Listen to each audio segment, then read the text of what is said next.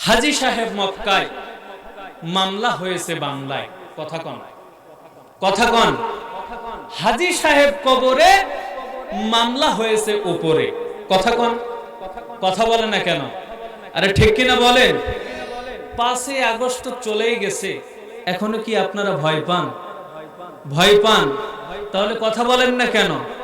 চাচি বুড়ি মানুষ থানায় যেয়ে বলতেছে, ওসি সাহেব পড়েছি বড় বিপদে, তোমার চাচার নাকি হয়েছে মামলা।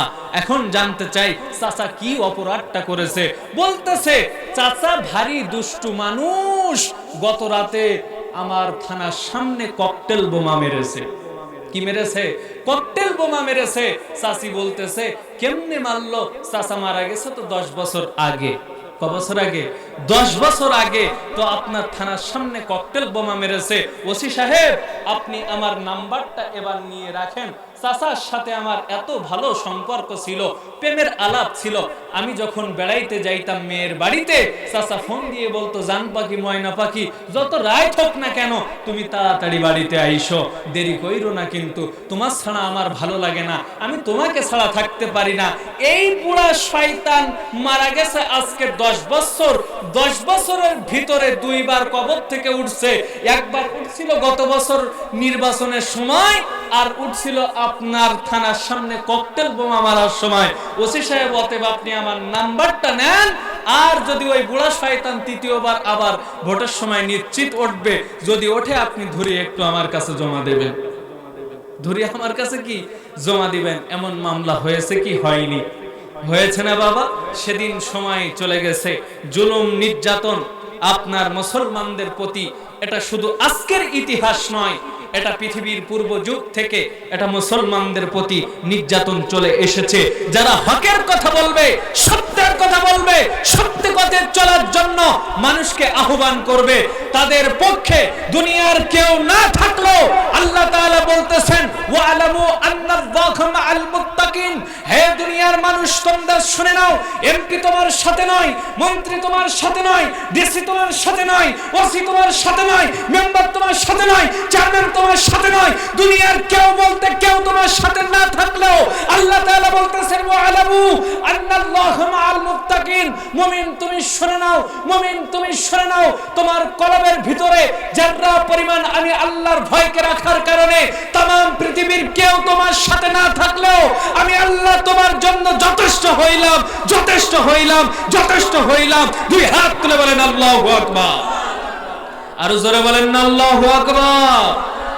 তাহলে দুনিয়ার বুকে সামান্য এই বিপদের জন্য কেউ কি পিছুপা হব? আমরা পিছুপা হওয়া যাবে না।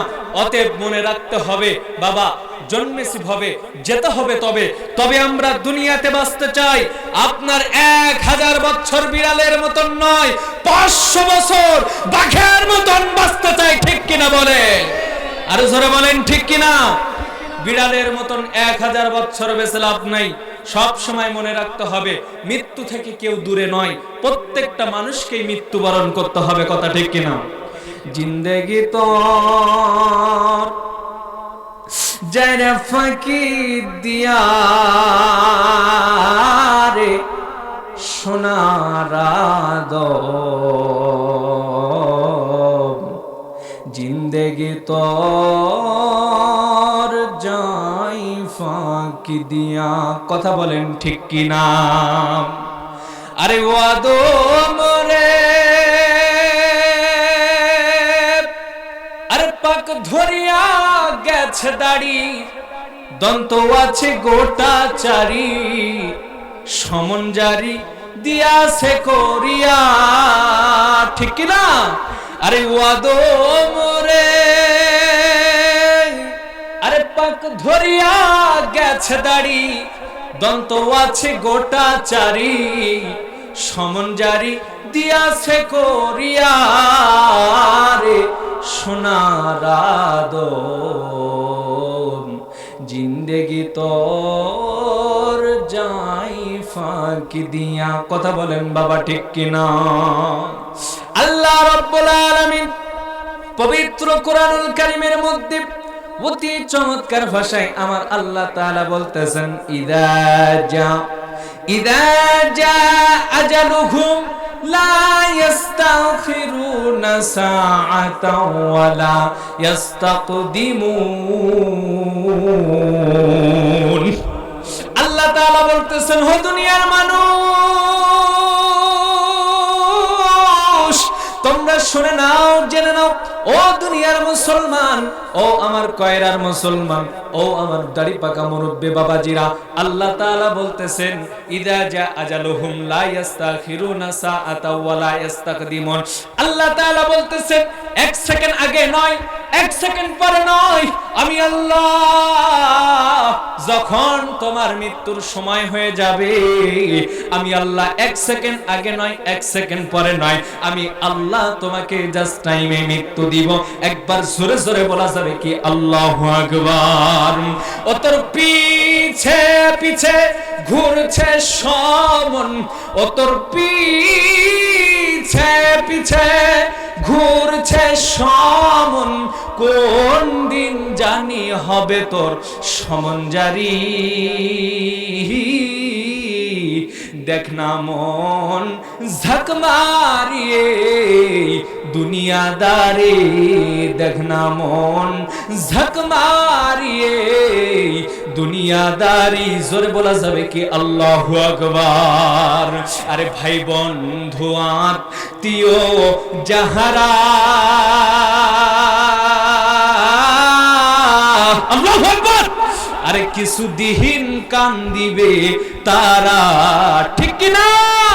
আরে ভাই বন্ধু আত্মীয় যাহারা, আরে কিছু দিন কান দিবে তারা।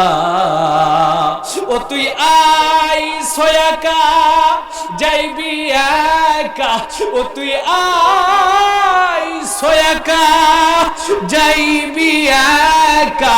আরে সঙ্গে তোমার মন কেউ যাবে না। দেখ না মন ঝাঁক মারিয়ে দুনিয়াদারি। একবার জোরে জোরে বলা যাবে কি আল্লাহু আকবার। বন্ধুগণ আমার মনোযোগ, দুনিয়ার বুকে কেউ চিরস্থায়ী না। দুনিয়াতে কেউ যদি হাজার চেষ্টা করে, এই পৃথিবীর বুকে কেউ কোনোদিন থাকতে পারবে না। বাবা মুসলমান, দুনিয়া থেকে তোমাকে বিদায় নেওয়া লাগবে। ও বাবা, যতই তুমি বাহাদুরি পাইতারি ক্ষমতার বড়াই করো না কেন, সেই দিন সময় শেষ হয়ে যাবে। ওই সময় শেষ হওয়া মাত্রই এই মায়ার পৃথিবী ছেড়ে তোমাকে বিদায় নিতে হবে। যদি কথা ঠিক বলি, সবাই মিলে জোরে সোরে বলেন কথা ঠিক কিনা? আর জোরে বলেন ঠিক কিনা? আপনাদের কি কষ্ট হচ্ছে? আমি কিন্তু ধীরে ধীরে আলোচনার ভিতরে ঢোকার চেষ্টা করতেছি, একটু অ্যাটেনশন প্লিজ। অত্যন্ত গুরুত্বপূর্ণ কথা আমি বলবো। পৃথিবীর মানুষের যতই বড় বড় বাড়ি থাকুক না কেন, যতই বড় বড় গাড়ি থাকুক না কেন, যতই অট্টালিকা থাকুক না কেন, যতই ক্ষমতা থাকুক না কেন, যত সম্পদ মানুষের থাকুক না কেন, তার সর্বশেষ ঠিকানা হলো 3.5 হাত মাটির কবর ঘর। ঠিক কিনা? আর জোরে বলেন ঠিক কিনা? বন্ধুগণ আমার, কেউ নড়ানড়ি করবেন না, ওঠাওঠি করবেন না, একদম চুপ সাইলেন্ট হয়ে কথাগুলো শুনবেন। আমি ডাইনে বামে কথা না বলে আলোচনার মূল পয়েন্টে ঢুকে গেলাম, খুব মনোযোগ দিবেন।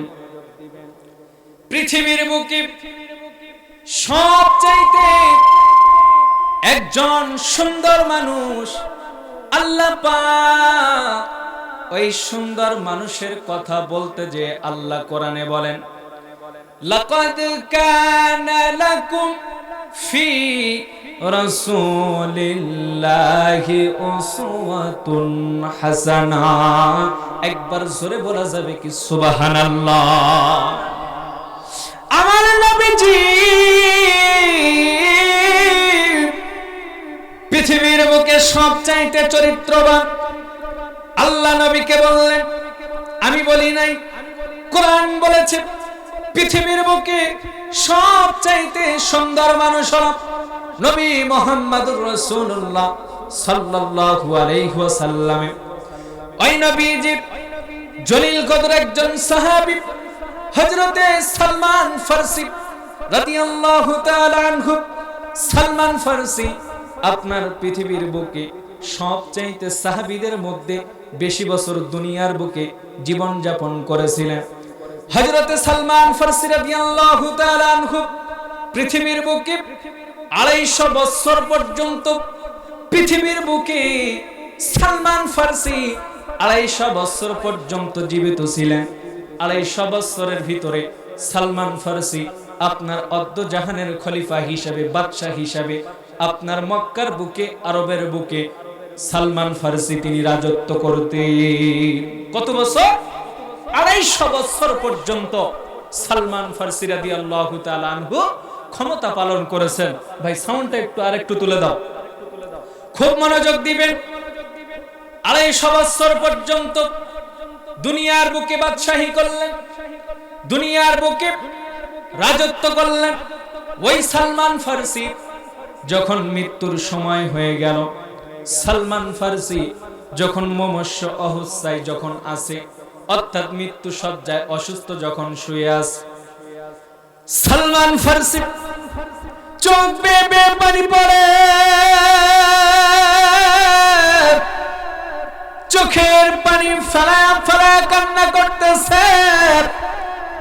একে একে এই ঘটনাটা তামাম মক্কার ভিতরে এই ঘটনাটা ছড়িয়ে গেল। সালমান ফারসি বড় অসুস্থ, বিছানায় শুয়ে আছে, কিন্তু তিনি অত্যন্ত চোখের পানি ঝরায়া ঝরায়া কান্না করতেছি। আল্লাহু আকবার। সালমান ফারসি এই ঘটনাটা মক্কার বুকে ছড়িয়ে গেল। যাওয়ার পর একে একে সমস্ত সাহাবীরা সালমান ফারসি রাদিয়াল্লাহু তাআলা আনহুর কাছে চলে আসলেন। আসার পর জিজ্ঞাসা করে, ও নবীর প্রিয় সাহাবী, আপনি কেন চোখের পানি ফেলায়া কাঁদেন? সালমান ফারসি জবাব দিতেছে, সাহাবীরা রে, আমি সালমান পৃথিবীর বুকে 250 বছর আমি বাদশাহী করলাম। আমার রাসূলের সবচাইতে জলিল কদর ভালোবাসার একজন সাহাবী আমি সালমান। আজকে শুনে নাও ও আমার কয়রার মুসলমান বন্ধুরা, সালমান ফারসি রাদিয়াল্লাহু তাআলা আনহু ডাক দিয়ে বলতেছে, সাহাবীরা রে, আজকে আমি সালমান মৃত্যুর শয্যায়, কেন আমার চোখের পানি পড়তেছে, আমি কেন চোখের পানি ফেলায় কান্দি জানোনি? সাহাবীরা বলতেছে, ও সালমান ফারসি, তুমি চোখের পানি ফেলা কেন কাঁদতেছো, একটু বলো বলো বলো। সালমান ফারসি ডাক দিয়ে বলতেছে, ও সাহাবীরা,